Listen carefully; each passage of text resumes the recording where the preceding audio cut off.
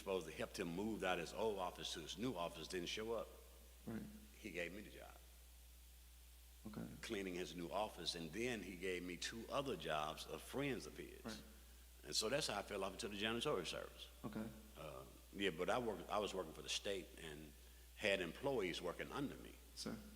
And I went to this country store to get some lunch meat and cheese. I So- mean, for you so young what- folks, y'all don't know anything what, about what, that. What year was this? What month? Do This you was remember? in, my God, yes, I remember. It was in February of '85, and on December the 31st of '84, I was in Memphis, Tennessee, spinning records at the Peabody. Okay. I don't know if you've ever been to the Peabody. We're on the top floor, and I told my partner, and Nick, the young people call it flossing. The radio station got me jobs working at clubs and stuff, different clubs. Yes, sir. And I had my best friend would chauffeur me around. I would be in the back seat, he would open the door, and I had a coat like this. Yeah. You know, I get out and I had the Godfather hat. And I told God, I didn't tell God, I told him, I said, this year, I'm taking over North Mississippi. 23 days later, I was locked up. So, how did you? So speak about that day. Let's go to the convenience store. Okay, that day we was marking trees on Highway 6. I don't Yes, know if sir. you ever been down Highway 6 going towards from Oxford to Batesville. Yes, sir. And I went to the convenience store to get lunch meat, cheese, and crackers and a Coke. For you young folks, y'all don't know anything about that. And I was buying it for me and my 2 workers. Okay. And when I went into the store, the man was in the back with his German Shepherd. And the German Shepherd was drinking out of the toilet. I told you the story before. And he got the German Shepherd by the head and led him out. Well, he went and cut my meat and cheese without washing his hands. And my mother has always been big, tip getting on the mother side. If you touched a dog, any type of animal came in that house and didn't wash your hands, you finna get it. So that offended me. And when I said something to him about it, he pulled a gun in my face. And the barrel looked like it was that big. Right. I left the 2 people that was working for me on the side of the highway. I went to the house, laid down in the bed. At this point, we got our own house. I laid down on the couch. And my wife came home and said, did you pick up little Gary? I said, no, he's still at the babysitters. So she went and got him. I still laid on the couch. But that morning, a voice came to me and said, you sure did let that white man handle you rough. So what's crazy is the same voice came to you. Remember when you say, come on, y'all chill out. Well, just like God talked to you, Satan come to you as well. Yeah. So, but you know, the same voice when you turned around on the road, Highway 55. Yes. You see that voice came to me, man, that dude sure did handle you like that. Whatever you said. Yeah. No, I say, well, you know, this is what was going on in my mind. Here it is. I put my life on the line. I was in the service. Speak about it. I put my life on the line for this country, and then coming back home in 1985 and being told that a German Shepherd is better than me, and have a gun. Yes. What's the words he told you? Call me a nigga. Yeah. Yeah. I mean, you know, nigga, that dog clean as you is. And when I guess he saw something in my face, and that's when he pulled up the gun. And it just took all the fight out of me, Nick. Yeah, understood. You don't fight somebody pull a took all gun the- on you. Well, I mean, it took the fight out of me in more ways than that, spiritually as well, because like I said, I put my life on the line for this country. I went through the 60s. I went through the 70s. I went through the early 80s to see us fighting for equality. And knowing that we hadn't got anywhere in 1985, well, surprise, this is 2023, and we still hadn't gotten anywhere. So it's a fight that's continuous. It's not a physical fight. It's a spiritual fight that we're in, and I understand that now. So I went home and laid on the couch, and I had guns at the house. I told you this, but I knew if I went in my bedroom where my wife was at to get a gun, she wasn't gonna let me go. So I left and I went to my cousin's house and got his shotgun. And he asked me, he said, "You know what you gonna do? Go deer hunting today? Because we mark trees out in the forest." I said, "Yeah, I'm gonna hunt for a deer today." So when he pulled up, I said, "Do you remember me? Such and such, such and such." And I blew his face off. I mean, I'm not sitting there, I'm not proud of it. I mean, that was a part of my life. Once he seen you with the gun, did you give him No. time to answer you? No. No, he answered me when he called me a nigga and put a gun in my face over something I was buying. I mean, I didn't do anything but respectfully ask you to cut me some more meat. Mm-hmm. or wash his hands first. Okay. So after that, you do that, you leave. Yes. So at what point does the police come looking for you? They don't come looking for me at all. Okay. Remember now, I'm working at a radio station. I got my own business. So you're a good citizen. I'm a good nigga. And I'm gonna use that word because one of the people that I work with at the Forest Service told me that sitting at a table at a coffee shop, while they was talking about these welfare people and these lazy people, they said, but not you, you one of the good niggas. All this was happening to me at the time, right before he did what he did.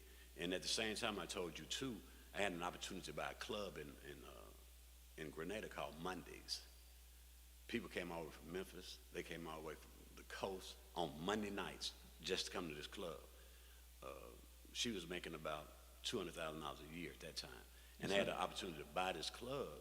And when I went to my banker to buy it, he gave me the runaround. And then finally he told me, he said, we don't make loans to establishments that sell alcohol. But you want to talk to the president, you can. I said, yeah, I want to talk to the president. So when I go to the president, they wanted my mother and my father to put up their house and their land, which we had to almost drag them to get when they got it, because they was, afraid of making a move like that, from moving from the white man's plantation to owning their own land and house. And the kids was the one that got them to do it. And I wasn't finna ask my mother them to do that. I wasn't about to ask them to put up, and I just started crying right there. And at this point, keep in mind too that I had 6 acres on the house of my own. They wanted me to put up my house, my land. My mother and father put up their house and their land for an $80,000 loan. For an $80,000 loan. Think about that, Nick. So I sat right there in that office and I cried because I knew I wasn't going to do it. And my mother done tried to say, go ahead and do it, but I'm going to show you God again. 2 years after that, that club burned down. So I think everything happens in my life, God ordered my steps even before I knew it. For sure.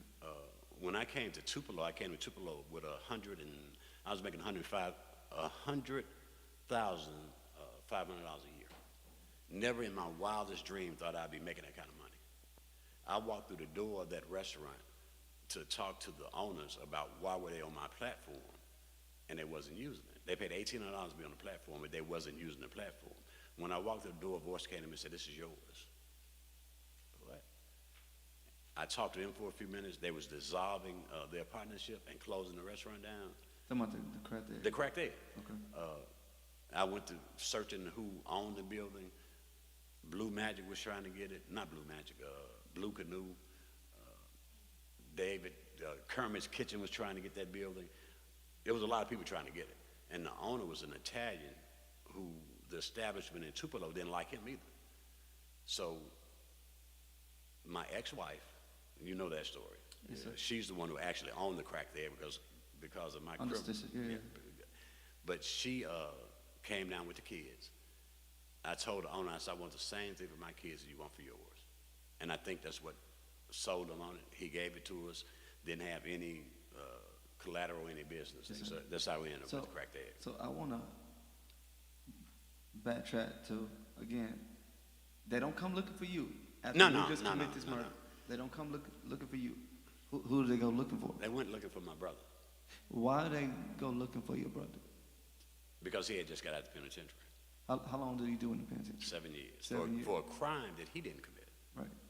Already. Yeah. So they go and arrest him. Did he know that you had done it? Didn't nobody know I had done it. Right. So when they picked him up, was he at the crib with you? Where was he at? He had just got out the penitentiary like 3 days prior. Yeah, but where was he at? Was he at the crib? Was he just somebody else's house? Where was he at? He had been fishing that day, I believe. Mm-hmm. And they just came in. They came and scooped him up. Now, Nick, the reason they came and scooped him up because I had a white Cadillac, short dog, they call it, the Seville. Okay. They knew that somebody said they saw the car. But they knew who owned the car. But instead of picking me up, they picked my brother because I was at work that day in the truck and my car was at the house. It was left at the house. But they picked him up, and the next morning, I told you this, I get a phone call from one of the deputy sheriffs telling me, look, your brother don't want to go to Jackson, take this lie test, come over to the sheriff's department, and So they were gonna give him a lot of, because he was saying I didn't do it. He didn't do it. But this was their trick. They wanted me to come over to convince him to go to Jackson, take the test, and I got over, and my brother didn't have no problem with it because he didn't know anything about it. Right. But there was a trick to get me over there to ride down to Jackson. So when they took him back there, me and the deputy out there drinking Coke, and we kicking it in the lobby while they taking him back there, and they come back and said, well, we got our man, he failed it. At that point, I knew that I couldn't let my brother go back to prison. So your brother's in the back taking a lot of tests, In a lot of tests in Jackson, Mississippi, for a murder that you that I committed, did. and you in the lobby chilling, with the deputies, drinking Coke. drinking Coke. So he comes back out and says, hey, We got our man. we got our dude. We just want to let you know your brother did it. And Now, they didn't tell me that. They were telling the deputies okay, that. talking to the But guy. in my mind, now, you know I'm knowing that my brother don't know anything about this. So what do you do at that point? At that point, I'm wondering You how. just sitting there chilling? I'm wondering how in the world he failed the lie detector. Because he didn't have no. Okay. Because he don't know anything about Well, this. maybe they said, do you know who done it? And knowing they, I don't know what they said because they Okay. told us we couldn't talk to each other. okay. That was the first thing, you know. Don't y'all say nothing to each other, blah, blah, blah. But I'm sitting in a daze because, you know, in my mind, how did he fail the lie detector test? My brother don't know anything about this. So when we got back to the sheriff's department, I told the deputy, I said, look, when we get back, I need to talk to the sheriff. And he said, okay. I went in, and the sheriff was close. I mean, he would call me and tell me where there was roadblocks, because I was spinning records at the time, different places. So I went in and I talked to the sheriff. I said, look, my brother had nothing to do with this. And from there, they made up a little story themselves. You know, we know that you weren't trying to kill him and this and that, and it was just crazy. You read the transcripts, it wouldn't make sense to you today. But yeah, I couldn't let my brother take a fall for something I did. So did your brother ever question, like, why did you ever question, why did you? Not to this day. You know what my brother did? and this is my brother did, and I love him to death. He went to my house looking for that money that I supposed to got from, because they said it was a robbery. Yeah. And Because they said you turned it, robbery. because they said his pockets were turned Yeah, inside out. yeah, but my brothers went to my house looking for my money. So, do you think if he had known that you done it, do you think he would have ratted you out? No, not Terry. Okay. We was born on the same day, different years. I think I told you that before. No, I didn't know that. Yeah, both of us born on October 7th. My mother died on October 7th, so she died on both our birthdays. No, he wouldn't have ratted me out. So you go in and you go to trial, and what were you facing? Was it capital murder? Not facing, they gave me the death penalty. I sat through 3 executions of people that I knew personally, talked to them just like we're talking. You went straight from the courtroom? From the county jail straight to Death row. Death row at Parchment, Mississippi. Did So- 5.5 years. So how did that, as you riding through the gate, what came to your mind? I was Like, you scared to go- death. What you mean was, I mean, they taking me down there with these killers, man. I'm not a killer. You know, Technically. well, technically I am, but I mean, I'm not a killer. I mean, they had one guy who killed his entire. Come on, dog. They had one guy who killed his entire family Oh, okay. during Thanksgiving dinner During things. with a claw hammer. I mean, I'm not that type Oh, of okay, person. I got right? you. But technically, I am. Technically. So I get down there and one of my homeboys. Oh, was there. did you think like, man, I was just spinning records. I was just. No, that was the first thing from my mind. What was on my mind was my wife and my young child. That was what was on my mind.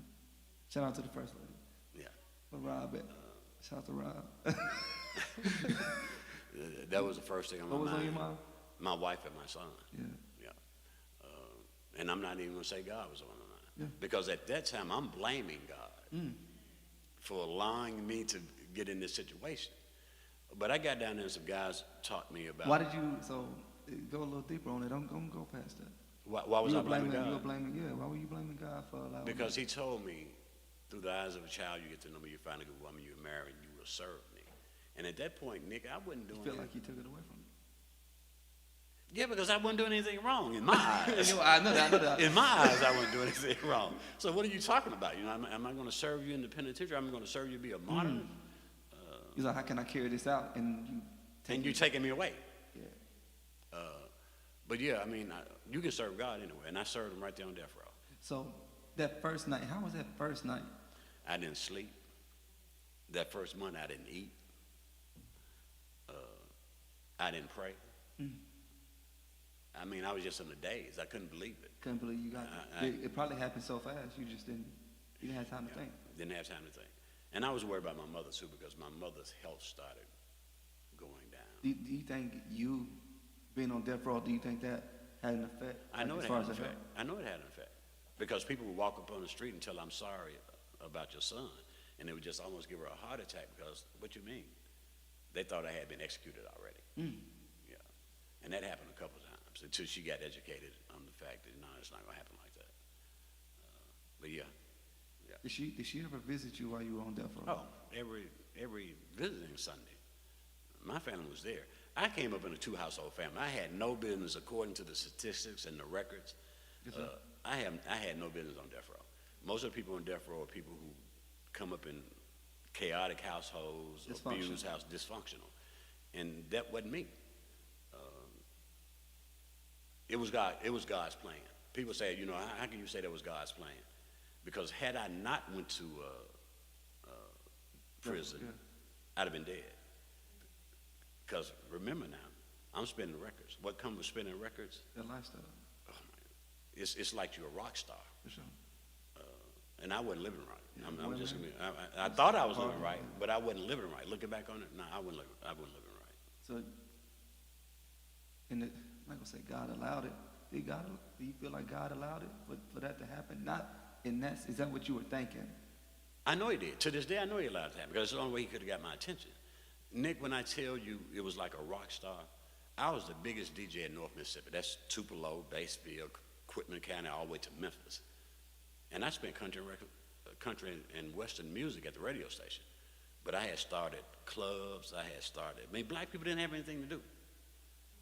Remember, I come from a Chicago background. Yes, we always had something to do. My family's always been in businesses. So, I mean, in my mind, I had got the big head. I told you in 84, December 31st, 84, I said, I'm finna take over North Mississippi. 23 days later. 23 days later. You're in prison. I'm in prison. With no end in sight. The entire state of Mississippi is trying to execute me. Did they ever give you a execution date? No. But I sat through 3 executions of people that you knew. So you, what's something that they told you that you say, okay, the day before they got executed, that still sticks with you? You make me get emotional. I don't want to get emotional. There was a guy named Edward Earl Johnson. I told you this story. He was from Chicago. It's strange.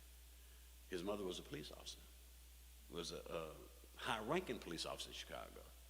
She sent him to Mississippi, Orange Grove, when he was 15 to take care of her mother and father who was ailing. Now, they visited during the summertime. He worked at a feed store. And one night after he got out the feed store, he was walking to his grandmother and his grandfather's home, and police cars are passing him. And when they get to the crime scene, there was an old white woman who said she was a black guy that tried to rape her. Okay. And there was a deputy marshal that went out there first. And as the rest of the police cars came, one guy said, hey, we just passed a black guy walking this way. So they went and arrested him, convicted him, and put him on death row. He was the first one executed. The sweetest guy, if anybody has ever been close to God that I know, that been next to Jesus, it was Edward Earl Johnson. People would throw urine on him. They would throw feces on him because he was the hall man. He was the individual that cleaned the hall and brought us our stuff. He would never get mad, never curse, and steady brought their stuff. And he would always come down and talk to me. So, and I'm the baby on the bunch. Now, I'm the new guy on death row. These guys had been there 7, 8, 9, 10 years. And the day that they was executing them, I got into a fight because I stayed on this cell. Execution chambers on another side of the building. The day that they was executing me, I get into a fight with a white guy for jumping on an old black man. So they moved me right to punish me. They moved me right next to the execution cell, the last cell that you in before they walked you to the gas chamber. And that night, out of all those at that guys, point it was the gas chamber. The next door was the gas chamber. all those guys, you had Sam Johnson, you had some giants there in the law. It was quiet as a church mouse.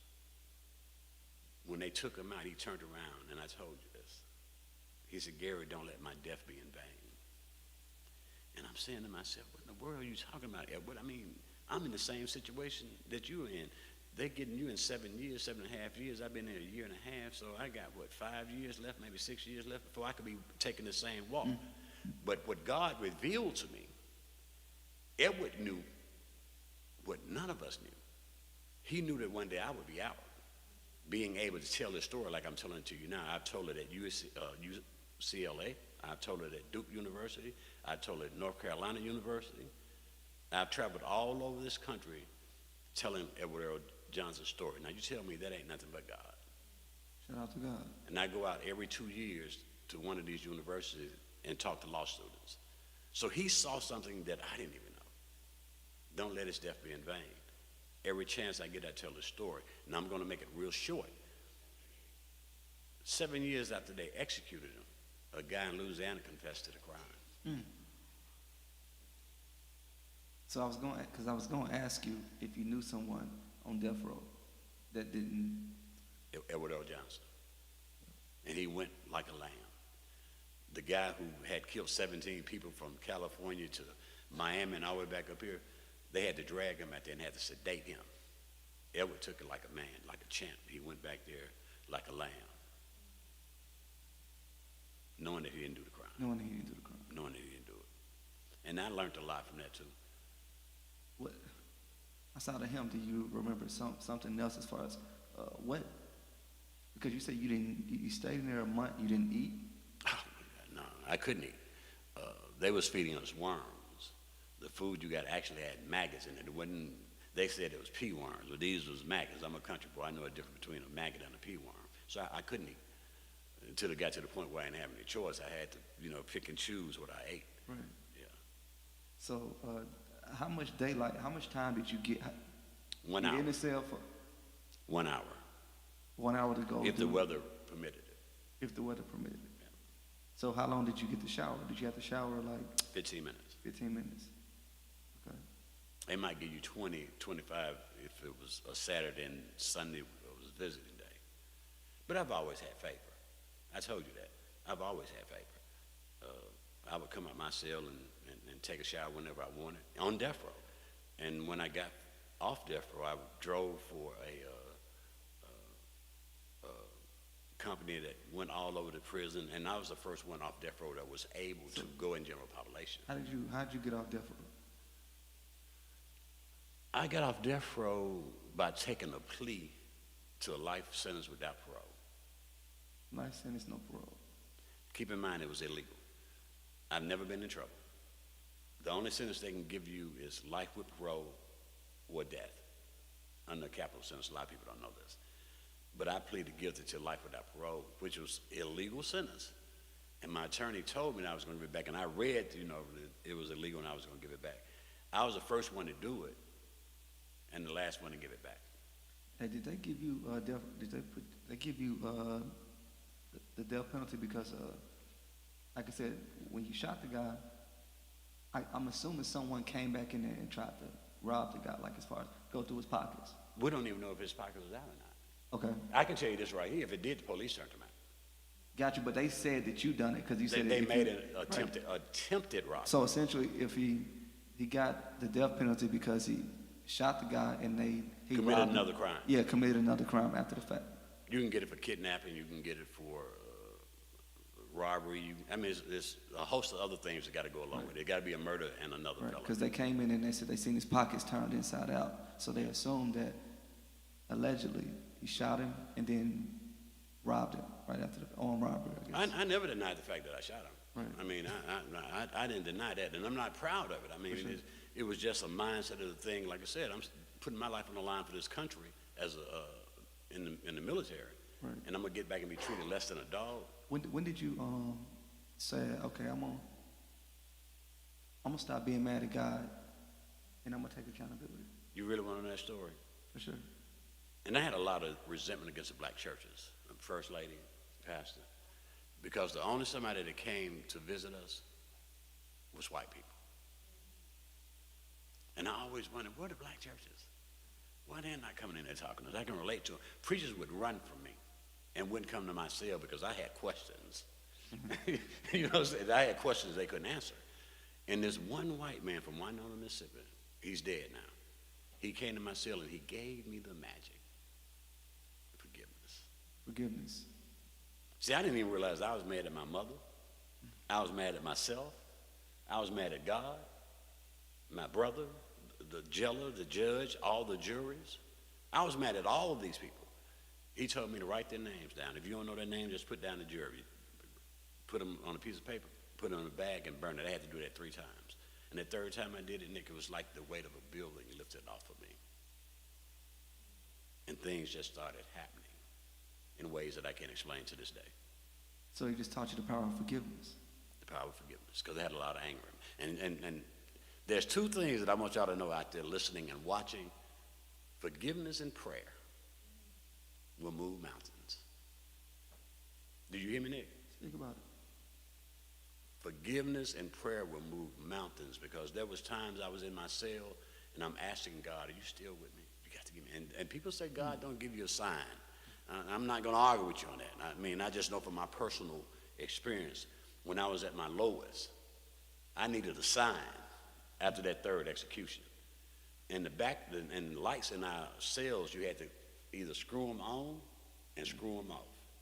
That light blinked 3 times, and a peace just came over me. So you said you needed a sign because you thought you were next? No, I mean, it was just sitting through those 3 executions, who was going to be next? Because I knew all of these guys. And would I be? Did they know they were next? No. Man. It's like picking a number. Don't forget, we in church, Nick. You can't say damn. No, I said, man. Oh, You thought you were trying to take me out? Come on, man. So we, and I don't know why you had me follow Tip anyway, man. I mean, you should have had me first. 'Cause he was good. Fine. I mean, I love this story. But I knew that I was going to get off death row because I had promised my mother that. And that was the time I had started my study. Yes, sir. I was doing 3 studies for every book. Yes, sir. And like I said, I read it 17 times from Genesis to Revelation. I started getting understanding. I started falling on my face, and I started being quiet and listening to God's voice. And a peace just came over me. So when I gave it back to him, I gave it back to him taking life without parole, knowing that I was going to give that back. But it took me longer to give. That's a legal sentence now. They had me right on the first charge, but it took me longer to give it back in the legal sentence. And the reason, I can tell you to this day, the reason that God didn't give it back sooner, because he knew that I wasn't ready to be out. And at the same time, every time church groups came to the prison, I was always the one they called to come up front and do the reading. And it had became a sense of pride for me. You understand what I'm saying? I do. And then I had to let that pride Oh, go. yeah, because you love the attention of it. You love the, for sure. Don't, for sure. like most of For us, sure. we love that attention. Yeah. And I had to really find out what was going on. So once I realized I was doing it, and I wrote those names down and I burnt them in the paper, it was just like a weight lifted off. Yeah, this is, attention is extremely powerful. You gotta, attention is not for everyone, because everyone's motives, they're not different. right. Yeah, they're not right. A different. So just to speed up a little bit, when you go through, how do you get out of prison? How do you end up getting out of prison? If you pled guilty to life without parole, how do you get parole to get out? As I told you, it was a legal sentence.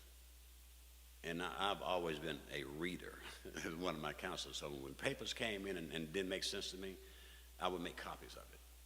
I would squirrel it away. Now, I'm not sitting there taking a sense of pride and or bragging, but I was one of the 3 brightest individuals in the entire prison system when it came to the legal system. I would always argue what the prosecutor would do. All right, you got a good point, but how are you going to answer this when the prosecutor come at you? Right. So we had got some papers together, and they was letting out all these white guys on parole, but they weren't letting any black guys go. So we took it to Christopher Epps, who was the commissioner at the time, and you probably heard that name. They convicted him for bribery and Okay. and all this. And we took it to court, and the first thing the judge asked us was, how did y'all get that? It's not important how we got this. What the important thing is, you're denying us due process. You got people that came into prison with 3 murder charges, and they got out in 10 years. One guy came in on a murder charge. He committed 2 murders while he was in prison. He got out in 13 years. I've been here 23 years. The other guy had been there 24 years, the guy that was working with me on the case. Yes, sir. So the judge came back and said it was a case of first impression. What that means, it had never been ruled on in the state of Mississippi, Right. which was a good thing. I didn't even know what it was. I sent to one of my lawyers. He said, man, a lawyer would cut their hands off to get this guy right here. How did y'all get this? So we sent it to the Supreme Court. The Supreme Court kicked it back. Now, when we sent it to the Supreme Court, 2 days later, they called me back to Panola County, took the life without parole out for me, and gave me life with parole. At that point, I'm eligible For parole. for parole. So I went up there 3 times. I'm working for the superintendent. I can have people come pick me up and take me to the barracks, or get me from the barracks, from the prison, and go anywhere I want to go. I'm working for the superintendent of the penitentiary.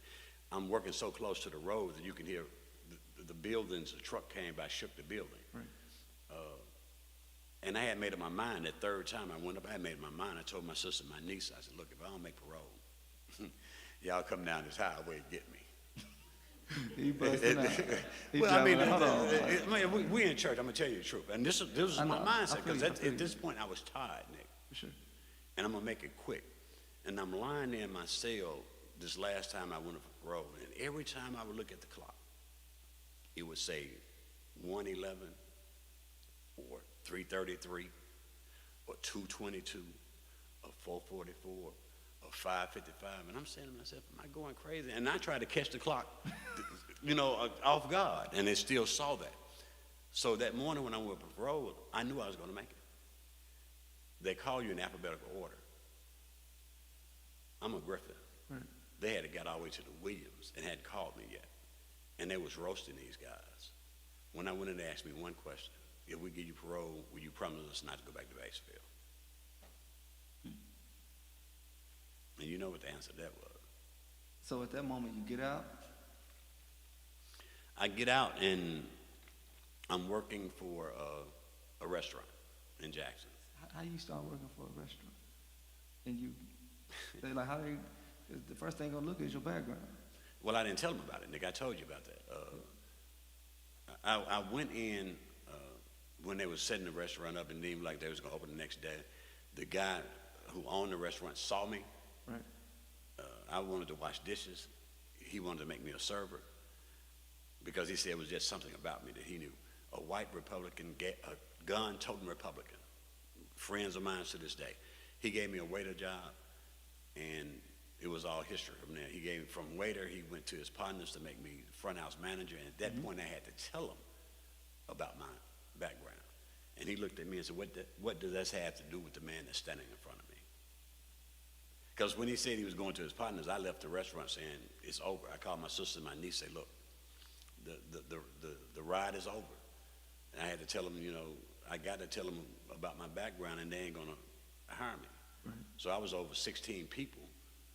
They hired me and I was over 16 people. Had the key to the safe and the key to the restaurant. So he always wanted me to open up a hot dog stand. I always tried to get me to open up a hot dog stand, but I was scared. You feel me?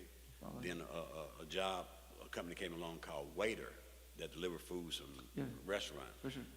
I started off as a driver. 30 days later, I was installing it. 30 days after, I was salesman. 45 days after, I was their top salesman. And they gave me Tupelo. So that's how I ended up here in Tupelo. Got you. And the rest is just being obedient. So, being obedient. What do you want your next 2 to 5 years to look like? Helping other people start helping other blacks. I'm not going to say people. Some whites out there, I ain't got nothing against y'all. I don't. Love you to death. But I'm trying to help my own people.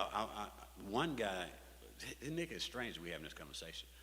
I just talked to a guy today that I'm helping open a salad bar. Okay. Tell me, speak on it. He's opening up a salad and soup bar. Matter of fact, this grand opening is going to be Saturday. Okay, so you're the mentoring. Your next 2 to 5 years, are you talking about investing in the black community? No. Only investment I'm going to give you to Is keep you from making the mistakes the that I made knowledge. in Oakland.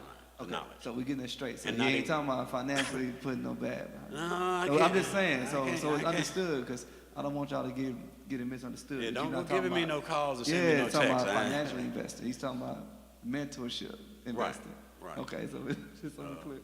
And if you got a good idea, I might. It's all just all one. I put some money behind you, Shout man, out to because you're God. going somewhere, man. Shout out to you're, God. you're going somewhere. I claim that right now. I may not be able to see it, but this young man here is going to be big. Shout out to God. In God's name. Yeah. And I claim that. Shout out to God. But I receive appreciate you giving me the opportunity Man, to come tonight. I appreciate you. You're a hard interview, and I didn't know what I was going to get up here and say. Man, You done made dude, me. my You done made me dude. get up here and tell the whole world my story. Man, thank you for joining me on Face to Face. Thanks for having me. My God.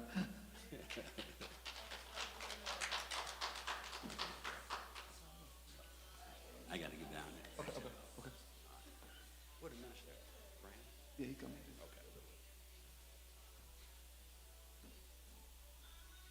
Okay. Listen, y'all good? Man, I ain't gonna lie, I'm sleepy. But we got one more interview, and it's my guy. This dude, he got that Jesus sauce on him, for real. But what's dope about him is that he's bigger than, I don't want to just say, just being a pastor doesn't just define who he is as a person. And while he's getting ready, I'm kind of winging that thing too, because my guy getting right, he a part-time. I said, listen, we talking like a month ago. I said, Rob, what can you not do? My guy said he a part-time model. He build fences. He a part-time chef. He's a pastor, a husband, one of the best dads in the state of Mississippi. Listen, I'm going to introduce him to you guys. Y'all already know him, but y'all show some love for the one and only Pastor Robert Fleming Jr.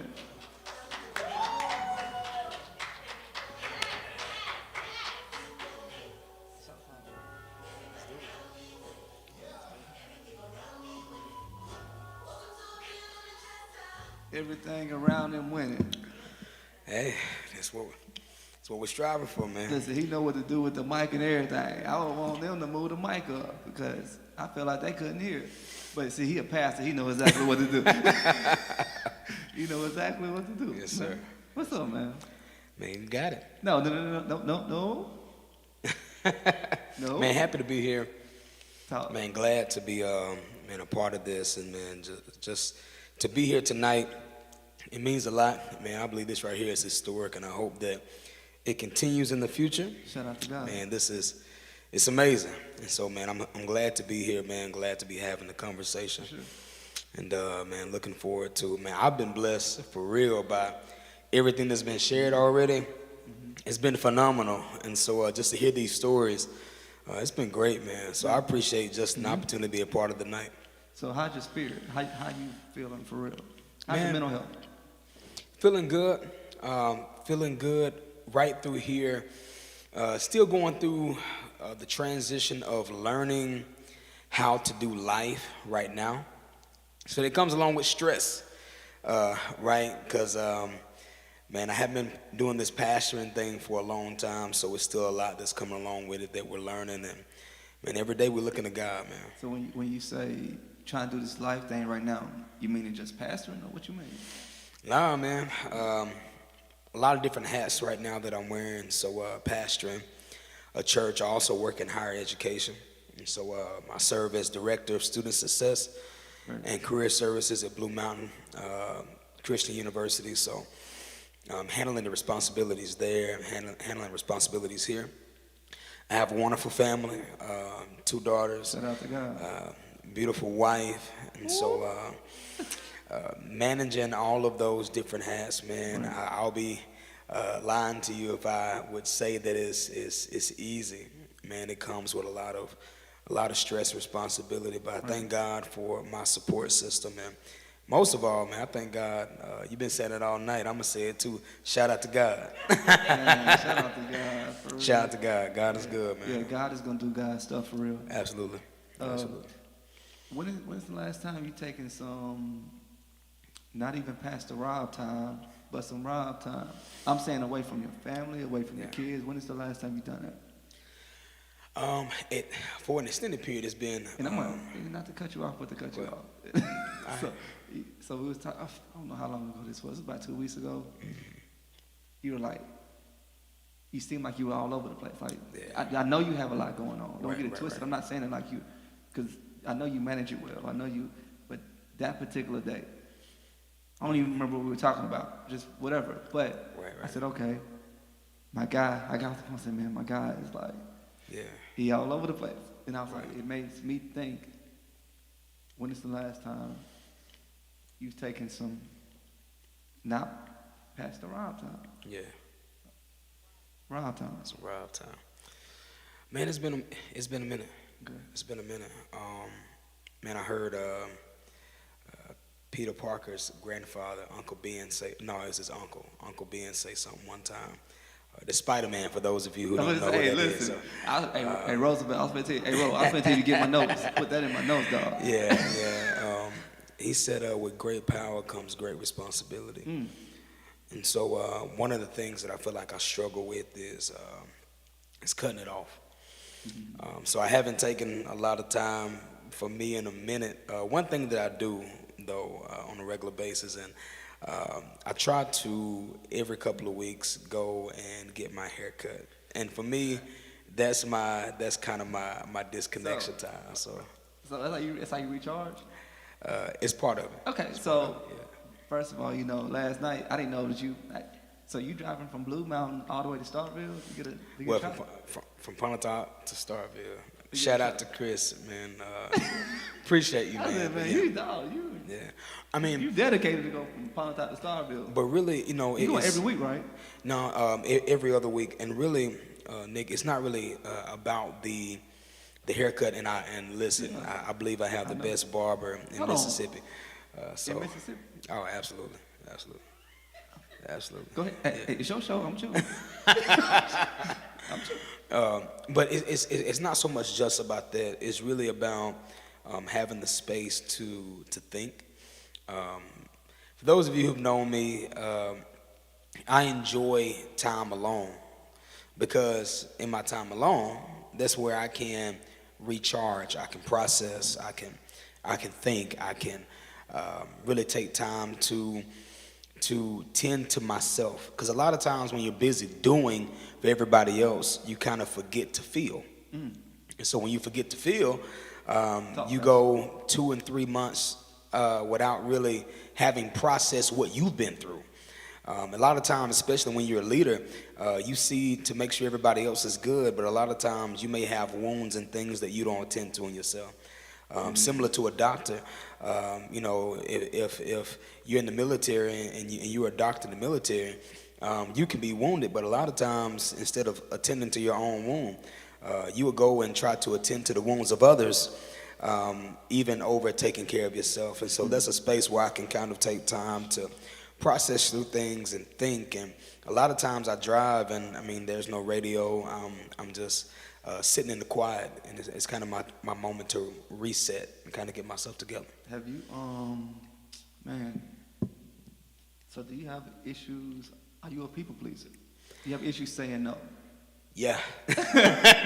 First lady. Short answer. Yeah. Look, people looking around now.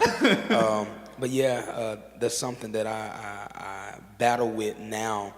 I feel like I'm growing in that regard because at the end of the day, before you can help fill somebody else's cup up, you have to make sure you're full too. And one of the things that I have struggled with over the years is wanting to please others. I think part of that comes, it goes back to childhood. One of the things that I wanted to do more than anything else was to see a smile on my parents' face for what it was that I was doing. So whatever I had to do to get that smile was something that um, I was willing to sacrifice. I was willing to do. I was willing to go without whatever it was, And it just shows, I guess, too, the way that I viewed my mom and dad growing up. They were my heroes. Sure. And so to make them smile, to get their approval, I was willing to do anything for that. And I think that as I've grown up, that little boy in me sometimes still seeks for that validation. And the other piece is too, it hurts me to disappoint people. Yeah, that's what I figured. And so yeah, it hurts me to disappoint. And the more people you have looking to you for things, then there's more people to disappoint. And so that's something that as a leader, I'm still working through and processing through. So how does that affect the crib? Um, How does that affect your wife? Like, at Absolutely. times where your wife is saying the right stuff in church, and I'm not saying it like her, I'm just saying y'all human just like us, you feel Absolutely. me? So she's saying the right stuff in church, but you know that look, we all know the look, let's keep it real. So saying the right stuff in church, but when you get in that car or when you get to the crib, listen. Yeah, it's conversations we've had a whole lot, because in order to be a leader, people really underestimate how much of a sacrifice it is on the spouse to allow you to go and do what it is that you do. I tell people all the time, Martin Luther King isn't Martin Luther King without Coretta Scott King, because it was her that gave him the freedom and liberty to go do what he did. If she wouldn't have given him the opportunity, then we wouldn't know MLK as we know MLK. The potential's there, the skill's there, but the opportunity and the support had to be there as well. And so at home, I tell my wife all the time, I appreciate you for allowing me to do what I do. I think the challenge comes in at times is where I commit to things that may not be conducive for our schedule in the present, or maybe even what's going on at home. So I find myself committing to things that take time away from home. And, we have conversations about that, and this is something that we have to relearn in every season, because every season looks different. So as you learn, the saying say you learn better, you do better. And so I appreciate my wife. Look, public shout out to my wife for the grace to learn and to grow. Like I said earlier, I tell people kind of as a nickname for myself, I call myself Lil Pastor, because that's what my mama called me. And so I'm still learning a lot of that, and I appreciate that grace. Because like you said, preachers, pastors are people too. And I think sometimes when you stand behind the pulpit, when you're on one of these right here, you on this mic, sometimes people forget, they see the divinity of a man, but they forget about the humanity of a man. And a lot of times when we're speaking, in that preaching moment, the glory of God will fall on you. And what people will see is the glory of God, but they'll miss the brokenness of the man behind that glory. And so God often covers us in those moments, but when he lifts that covering, you still have to deal with the man behind that. And so we're human. We're human. We feel. We have emotions. For those of you who don't know, preachers have emotions. Our feelings get hurt too, and we are disappointed at times. We experience hardship. Even at home, you have your challenges at home. We got to deal with ours as well, and people sometimes forget that. And so, absolutely, at home, look, we navigate challenges like any married couple do. Of course, we keep God at the center of that, but we have to work through those. I thank God for Good Shepherd as well, who is also very supportive and even encouraging us. We all encourage one another, and I think that's what makes it special. So, well, you got that pastor's voice. I told you. Everything you say, you sound like a pastor. Everything. Hey, talk about some food. Talk about it. Talk about grilling real quick. Say, I'm gonna grill some steak, some ribeye steaks. See. Talk about what you are gonna season it with. He gonna sound just like a pastor. Well, if you have ribeye steaks, you have to make sure you season it correctly. If not, it'll be bland. And nobody wants to be bland. Talk, boy. And the Bible tells us, you see that we are supposed to be the salt of the earth. Man, you better. So you have to take salt, put it on, look, salt your steak. Put pepper on there. Look, garlic powder, onion powder. Look, I thought I had a church in here. I don't got no church in here. What I tell you, it don't matter what he's talking about. You don't have it on it. So, is there any time you get in this pulpit and he's like, man, I just don't feel it. I'm doing it because this is what I'm supposed to do, but I don't feel it. I don't want to be back here today. All the time. Speak on it. I can't tell you how many Sundays. And Good Shepherd, I love you. And it's not necessarily something that is a reflection of my heart and my love for this church, because I pastor what I believe is the greatest church in the world. But it's a reflection of my humanity. I can't tell you how many Sunday mornings my wife can attest to this, where I wake up and I say, you know what? I don't feel like going to church today.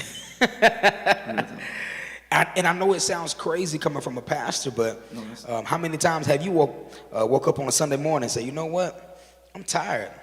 I don't feel like going to work. I don't feel like going to church today.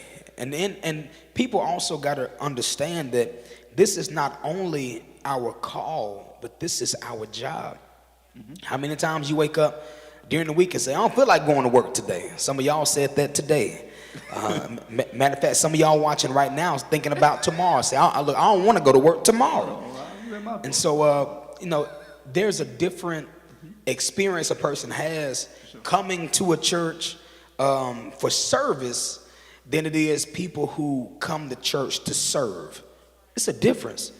Some people come and the only thing they have to be concerned about is getting through the door and finding a seat. That's real. But for us, I can't tell you how many services I've been in, and I never sit. Usually by the time I get home on Sunday, I would have been standing at least 3 hours. Just during Sunday, no, sometimes probably 4. Because from the time I'm getting here, I'm greeting and I'm speaking and I'm engaging. During Sunday school, I gotta hug the children. I gotta make sure that people feel the love of a pastor. And so me knowing what I have to pour on Sunday, I can't tell you how many times I've come here and by the time I get to the pulpit, I don't feel like I got nothing. In terms of strength and in terms of even having a message. People, look, to prepare a message, if you have a good pastor, appreciate them, because the time and energy it takes to prepare yourself to speak to people on a weekly basis is a lot. And then the other thing about it too, during the preaching moment, you are the most vulnerable that you have been all week long. Because you study and then you avail yourself to people and essentially you show them your scars. To say, hey, this is what Jesus did for me. And this is what he can do for you. And so, man, it happens often. And I tell people all the time that where I am and what I do is a direct reflection of God's grace. Without God's grace, none of this is possible. Some of you all knew me growing up. I was the quiet kid.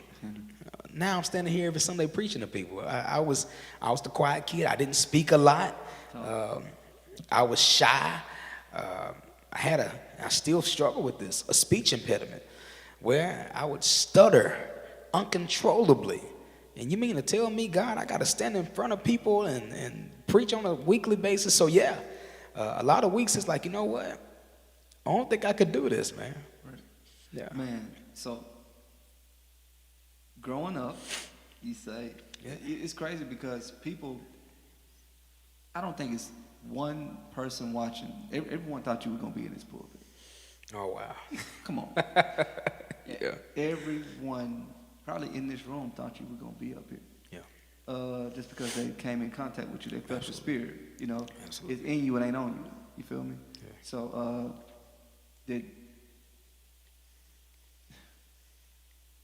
how was it kind of growing up being a PK? You and John, because they say don't PK, they say y'all wild. Yeah. You feel me? Yeah, that's what And they now, say. I'm just a messenger. That's I what ain't they say. saying no. I'm just.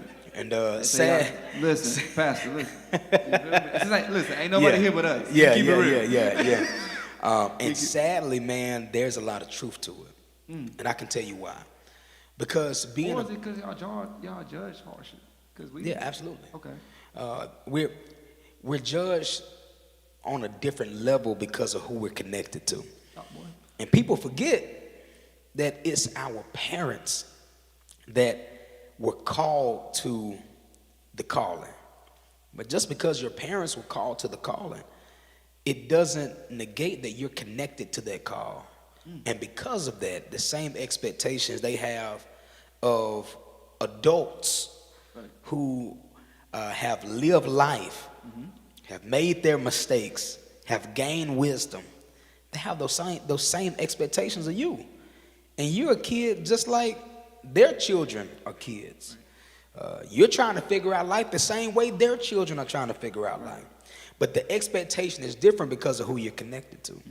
It kind of goes back to what I said earlier, that people will overlook your humanity looking at your divinity. Like they see the God in you, but they forget at the end of the day, you're human just like them. So, do you feel like your parents that they parented you and John based off of the calling that your dad had? Meaning, listen, we get to church. We in this. We get to church. Hey, listen, y'all better not. Hey, don't be in that girl face too long. Because if you know what I'm saying? Yeah. Because if you're in her face too long, then they gonna think you really living like that. Yeah. You feel what I'm saying? Don't be hard no more. Absolutely. Did they kind of? Yeah. To answer the question shortly, yes.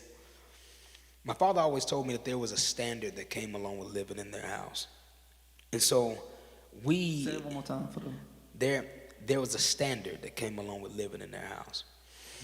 And the expectation was for us to live according to that standard. But let me tell you what the standard was. The standard wasn't something that was man-made. The standard was we're going to live by the word. And it took me a while to grasp that because I felt like I needed to live up to their expectations. And there was one conversation I had with my mom. And I told her, I said, why couldn't I have been born to a different family? I told her. Do you know how old you were? Around what age? I was probably about 14. Were you feeling like the way of the world? Oh, absolutely. Okay. I was about 14 or 15. I was in high school. And I told her, I said, why couldn't I have been born into a different family? I said, the pressure of being you all's son is a lot for me. And I was pouring out my heart, essentially telling her, like, hey, I don't think I can do this. Because, again, that people pleaser in me was, I'm going to let somebody down. I know I'm not perfect. I know I make mistakes. I'm going to disappoint somebody in this whole trying to make everybody happy. And she told me something that literally I'll never forget. I tell my wife to this day the same thing. Because leadership comes with a lot of pressure. People have a lot of expectations. Folks will tell you, oh, no, I know you're human. Oh, no, I know, I understand. But in their mind, no, they expect different For sure. from you. And rightfully so, because, I mean, we're standing in the pulpit proclaiming the word. We shouldn't be preaching something we not living. You know what I'm saying? But, you know, that's, we're going to get there. We're going to get there. We're going to get there. But my mom told me something that I'll never forget. She said, son, she said, if you live your life to please God, the rest of it will take care of itself. And essentially what it did, it narrowed my audience. Because essentially, I was living life for the world. And my audience was everybody that was around me. I need them to approve of me. And so essentially what I became was an actor. Because actors live and move in movies for the approval of the viewers and the watchers. right? Right. Because you don't want to get rotten tomatoes, right? You want to get the good approval. And I became an actor where I wanted to do this because it was good optics. But then my mom told me, she said, son, just leave your life for God. The rest of it take care of itself. It sounds simple, but it was hard for a people pleaser. For sure. And essentially what I had to learn to do was narrow my audience. And here's the thing that makes it hard to narrow that audience. If you live for God, somebody gonna be disappointed. For sure. Speak on that. What you mean? Because you can't please everybody. And sometimes God will instruct you to do things that don't make sense to other folks. There were things in my life that people just did not understand. People have called me stuck up. For sure. People have called me judgmental, and I'm not a judgmental person. I'm really, look, for those of you who don't know, I'm actually really nice. Like I'm a nice guy. Yeah, my guy's cool. But people have talked about me, wanted to fight me, and I had no. I mean, like all of those things because You wanna fight the pastor? Oh, absolutely. I wasn't pastoring then. I ain't gonna say that now. I wasn't pastoring then. Now He had to put hands on? no, I ain't put hands. But I do keep their oil in my pocket. Hey, Ro, get my oil. No, I didn't have to lay hands or nothing like that. But when you choose to follow God, you disappoint other people because God has He has things that He wants you to do. So it's certain things, that I sacrificed because I was trying to please Him. And so it's a standard to live in this crib. Kind of go without saying. Yeah. You and John, you guys are different. Yeah. We're different, you yeah. feel me? Shout out to my brother. I love you, man. Real talk. Shout out to John. So, like I said, you handled it different at 14. Hey, mama, I don't know if I can live up to this. Yeah. John, the John that I know was like, hey, dog, I ain't even trying to live up to it. I want to do my thing. You know what I'm saying?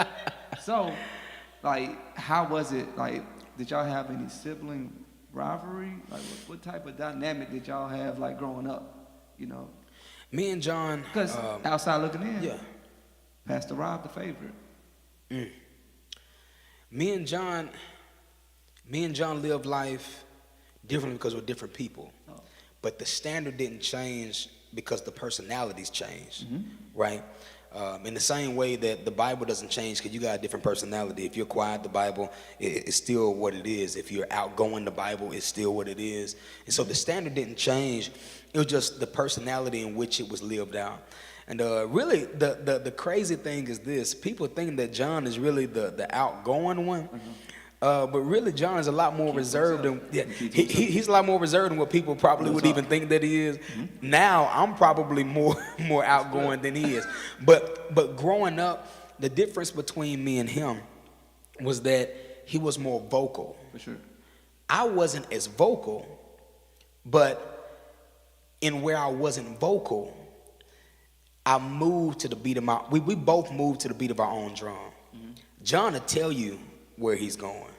I'll show you where I'm going. So the moves probably were very similar. It was just displayed differently. Did you ever feel like? Did he ever feel like? Again, perception is.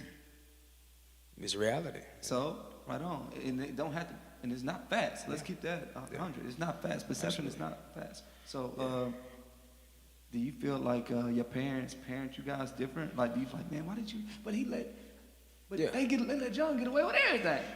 Absolutely. And vice versa. Yeah, and I tell them this all the time. I love them. I was like, man, mom and dad was so much easier on you than they were on me. Now, as a parent, I understand better because as the oldest, you set the mold for the expectation of the house, and so. What you do, they gonna do because they see you do it. And so from the time that my brother was born, my mom and dad had to be a little harder on me so that they wouldn't have to be as hard on him. They say, look, we gonna make an example. Listen, you see him? You want the same thing. And what's so crazy, sometimes I don't think it worked, but you know, they tried. They tried. Lil John saw me and like, look, I'm gonna go do the same. But we were parented differently, but we were loved the same. Is what I tell people. We were loved the same, but we were parented differently. Most of you all right now know that what works for one child may not work for the other. I'm discovering that now, that with Zoe, you have to do one thing, but with Judy, you got to do something completely different because they have different personalities. There's not a cookie cutter way to parent. Every child is different, and they need different things. What I needed, John didn't need. And what John needed, I didn't need. And there were certain things about how my parents approached us. Even now as adults, I see and I understand better now that even in the parenting approach being different, the love didn't change.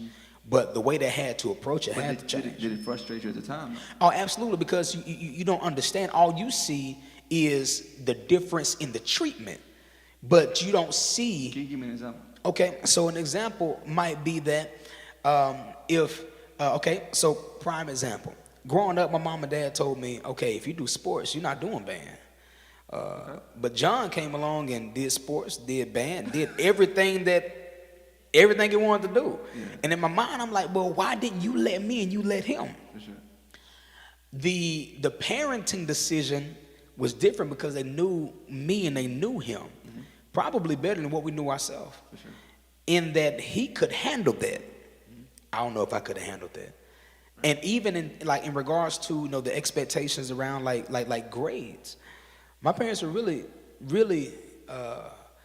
strict on me when it came to my grades. Right. Like, hey, we want not A's and B's, we want A's. Right. And with John, they were a little more lenient, but John was doing the best that he could at the time. Sure.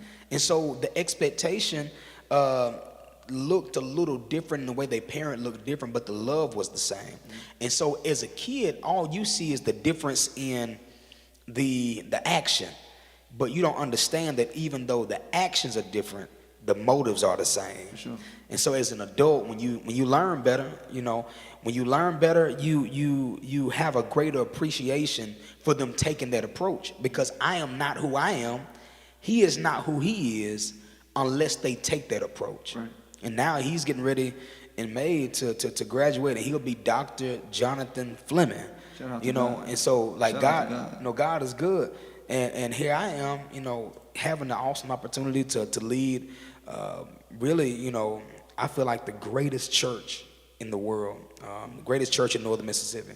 And so that's because the way they chose to parent us looked different, but the love was the same. For sure. The motive was there. But as a kid, it was frustrating, though, because you don't understand. But then you mentioned y'all had a conversation, I don't know if it was recent, about how, can you expound on that? To me and John? Yeah. This conversation happened Thanksgiving, probably, 3 years ago? Thanksgiving. There was a conversation. I had gone off at this time, went to Mississippi State, shout out to State, and I had graduated, and I had wrapped up my master's. I was wrapping up my master's degree. He was still at home at the time. So it's been longer than 3 years. It's been about 3, because he was in college. So he was in college. I was wrapping up my degree. And we had a conversation about, the frustrations we had as kids. Sure. Because as kids, we didn't understand each other's viewpoint when it came to how my parents parented. Right. I looked at him because my mom and dad, in my eyes, John may disagree, gave him a little bit more attention than me. Right. And so they kind of, catered to his needs a little more. I tell him all the time, like, man, look, it ain't nothing you ask for. They not gonna go and try to make sure it happen. And they would have did the same for me. But I felt like, man, everything you wanted, everything that you needed, they would go out of their way to do it. Right. So I was like, man, you spoiled, man. Mm-hmm. And then he looked at me. He's like, well, no, you're the one that they seem to show more pride in. And we started bumping heads over there. But then, the conversation went on where we came to the understanding that it wasn't that the love was different. What we needed was different. Right. Because what I needed to take was space to do me, Sure. space to figure it out, For sure. and space to bloom. What John needed was different from me. Hands on. John is more hands-on. And so we didn't understand that as kids, but after that conversation, it became a lot more clear to us. So I'm not gonna say. So his viewpoint was, hey, they took more pride in you, but as you were kind of nurtured. I'm not gonna say groomed and nurtured, but because it's in you. You know what I'm saying? Yeah. You do kind of gotta. If you see it in you, you gotta kind of like. You do kind of like gotta nurture it and Yeah. kind of help it develop. You going through high school, like you said, you kind of kept to yourself. Yeah. I'm not gonna say you didn't talk, but you always had that positive spirit on you. You know, did you know where God was taking you as far as in the pulpit? Like, what did you want to do with your life? Like junior, senior year, what did you want to do? Not this. I preached my first message at 7 years You said old. not this. No, it wasn't this. I preached my first message at 7 years old. I stood in the middle of the floor that had a really, really small like stand. It was like a music stand.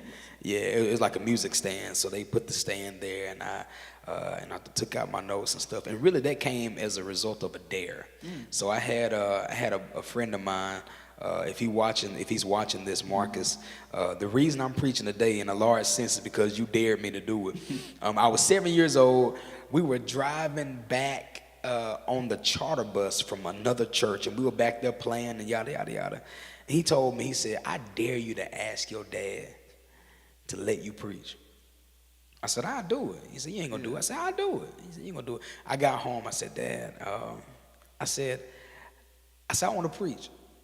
He said, "You do." And so he kind of walked me through, like, you know, how to prepare. Right. And one of the things that he said then that has stuck with me all my life, he told me, he said, "Either you can sweat while you study, or you're gonna sweat while you speak." And so if you study good, then speaking becomes easy. For sure. And so he walked me through that, and I preached at 7 years old. But after that, I was like, okay, I completed the dare. I'm done. And little did I know, a seed was planted in that moment. Right. In that moment, I knew at 7, like, okay, it's something more to this. Right. But I ignored it because I didn't want it. I'm a PK. I've seen what comes along with this.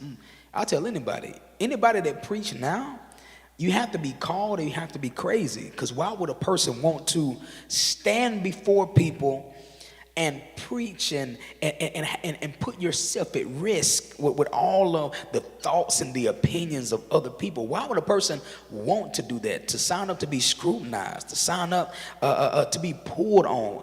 Any person in their right mind wouldn't want that type of responsibility nor pressure. So at 7 years old, I lived life enough at that point to know that this is not what I want to do. Hey, it's cool. You know, my dad does that. That's his thing. I already have his full name. I don't have to do what he do. I'm going to do something else. I want my own identity. I want my own lane. I do not want to do what he's doing. So I was like, man, I'm done with it. Like, hey, I'm cool. So what did you go to school for when you went to state? I went to school for human development and family science. And so while I went to school at Mississippi State, in my mind, I'm thinking that I'm going to school. I'm going to become a family counselor, family therapist, a marriage therapist, so a clinician. You know, so I tell my wife all the time. I said, I wish I was doing what you were doing. but yeah, that's what I went to school for. That's really what I wanted to do. 'Cause I wanted to help people. For sure. But preaching was not something that I wanted. I knew that I had a passion for God. I knew I had a passion for people. And I knew that I wanted to help them. Doing it like this was not something that was on my list. So when you went to school, did it ever get to a point to where school just got challenging for you? Like, you know, and you were like, hey, listen, man, I'm chilling. My parents at the crib. I don't want to. No one's going to know if I don't live up to the expectations. No one's gonna know if I go out here and mess with this girl. No one's gonna know if I go out here and go to the bar. You know what I'm saying? Yeah. I'm from Pontotoc. You know, Yeah. you're trying to figure, Yeah, I'm in Starful, man, and the beautiful thing, and sometimes the challenging thing for students when they go off to school, is that especially if you're from a small town here, For sure. you go to Walmart, you're gonna bump into 10 people that know you, right? On the low end. On the low end. You go to a restaurant, you're gonna see 10 people that know you. For sure. You go to a city that's probably 5 times the size of your city, Right. and you're not from there, nobody knows you. Yeah. And state was big enough for me to go there, nobody knew me. And now I have an opportunity to recreate who I am. Right. And honestly, people don't know, but the whole Rob, like everybody in Pontotoc knows me as Robert. Everybody in Starful knows me as Rob, because that was my attempt. Like, okay, I can recreate who I am now because I'm away from home. And so I had every opportunity to go and do things that I wanted to do, and nobody would have known. But I can tell you who would have known. God would have known. And every time my mind went to, you know what, I got a text message, and the invitation is there, I know I can go. And I know what time it is, and I know what's on their mind, and I know what's on my mind. The thing that would also come across my mind was this: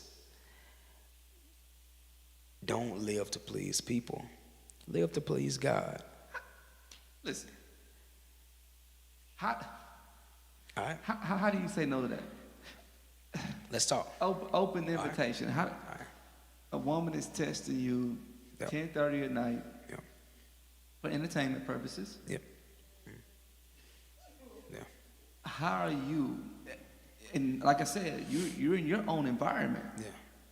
No one's gonna know. Shout out to God. No one's Hey, gonna know, Shout out to God. but you and her. How do you realistically Yeah. just say, "No, I can't"? It's a result of about 3 things. One, my support system. And then let me say this. Yeah. Because I know it's coming. Because I know it was coming more than once. Because like you told me, you're a part-time model. So I'm playing. All right, I'm sorry, dog. But go ahead. I'm sorry, dog. No, man. And see, this is why it's good to have the right people surrounded around you. And a lot of times, what I couldn't see in myself, other people did. Speak about it. And so, who I am today, I couldn't see. Other folks could. It's like, man, we always knew you were going to be a preacher. Like, I didn't see that. I didn't know that, and I didn't desire that.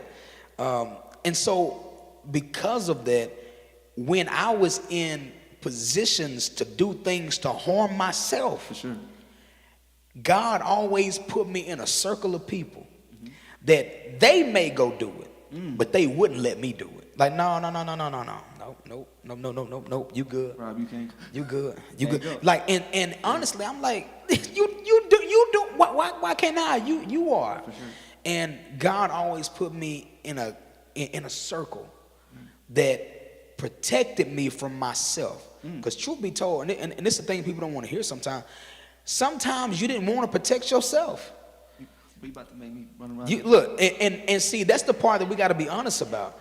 You don't always want to protect yourself. Sometimes you see danger, and danger looks good, and you want to walk right into that danger. That was me sometimes. But God put people around me to protect me from me. It's kind of. You want to run the stop sign. Oh, look, run stop sign, run red lights, whatever you want to run. Get on their side of the road. Oh, absolutely. Look, cross the yellow line, you know. Nah, Look, you can't do that. right, cross the yellow line and don't put your sitting along. You just, yeah, and man, like God put people around me, and so shout out. Like I tell people all the time that who I am is a direct reflection of God's grace, because God kept me. Not all the times that I have a mind to want to be kept, but God will keep me. And so that's one thing, support system. Another thing too that my father would always tell me, he would say, son, because my dad, I talked to him yesterday. He said, man, he said, I really invested a lot of time in you all. I would talk to you. When we're going to school, I talk to you. When we come back home, I'm talking to you. At home, I'm preaching to you.